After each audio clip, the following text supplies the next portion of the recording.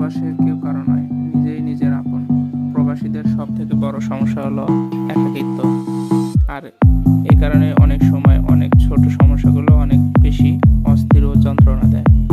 আর প্রবাসীদের তার আপনজন বা প্রিয়জন কষ্ট দিলে সেটা সহ্য করার ক্ষমতা সে হারিয়ে ফেলে।